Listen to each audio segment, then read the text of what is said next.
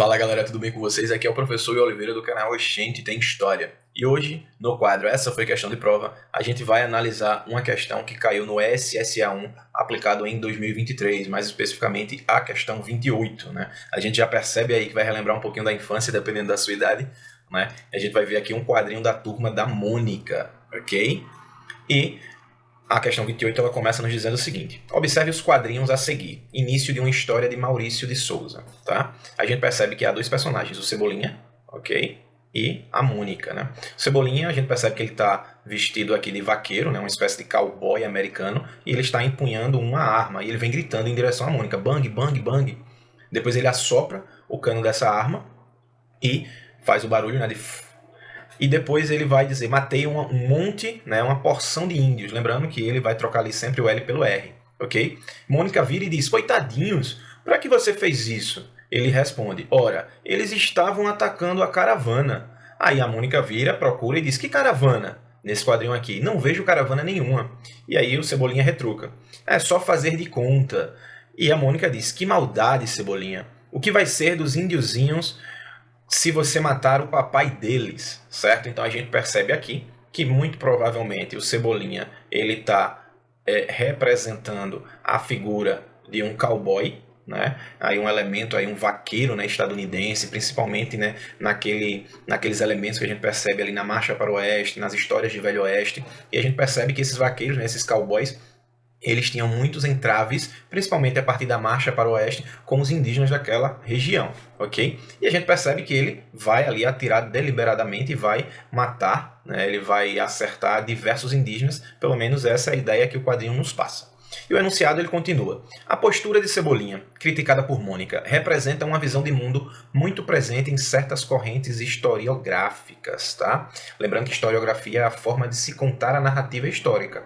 E a gente percebe de cara, né, que o Cebolinha ele se acha superior, ele coloca a vida aí dos índios abaixo de sua caravana. Caravana, para quem não sabe, era o formato de deslocamento de algumas populações, principalmente os estadunidenses, naquele período ali de marcha para o oeste, de povoamento do território dos Estados Unidos, né? A gente vê muito em desenhos como o Pica-Pau, aquelas carroças, né, puxadas por cavalos, ok? Então aquilo ali seriam as caravanas, né? Seriam um agrupamento de pessoas, né, com carroças, cavalos e vários itens se deslocando de um lado para o outro, de um local para outro. Ok? Então, qual corrente historiográfica, qual característica, né, dessas correntes historiográficas a gente vê como elemento dessa imagem? Bora lá, letra A, monogenia humana, né? Monogenia seria aquele entendimento que a raça humana ela veio de um indivíduo comum, né? Ela tem ali um ancestral semelhante, ok?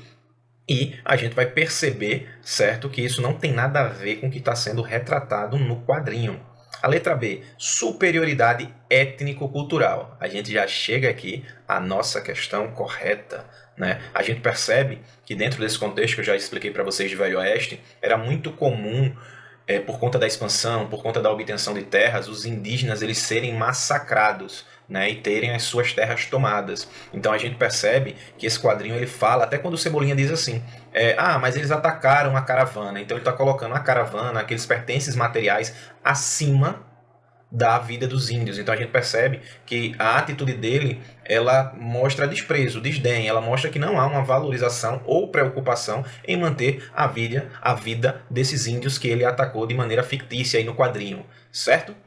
Então, a letra B, ela nos mostra essa superioridade étnico-cultural, né? Dentro desse contexto que eu já falei para vocês, estadunidense, a gente percebe que havia esse elemento, né? Essa superioridade do colonizador em relação à população nativa. Lembrando que isso não acontece simplesmente só nos Estados Unidos e na ocupação que aconteceu lá. Eu trago esse fato e dou esse exemplo por conta aqui, ó, da caracterização do Cebolinha e da estrutura apresentada no quadrinho. Ok? E aí nós já achamos a nossa alternativa correta, mas aí a gente vai entender o porquê as outras estão erradas. A nobreza é hereditária, certo? A gente percebe que há sim uma sobreposição de um indivíduo em relação ao outro, mas a gente não está falando aqui de nenhum título ou titulação de nobreza, então a letra C não estaria correta. A letra D, dominação dos meios de produção. A gente está falando aqui de uma sobreposição, de uma superioridade étnico-cultural, mas a gente não vê elementos que tragam essa superioridade por para o campo, né, dos meios de produção. E já que a gente está falando sobre correntes historiográficas, essa dominação dos meios de produção a gente vê numa corrente historiográfica chamada marxista, ok? Então, a corrente historiográfica marxista, certo?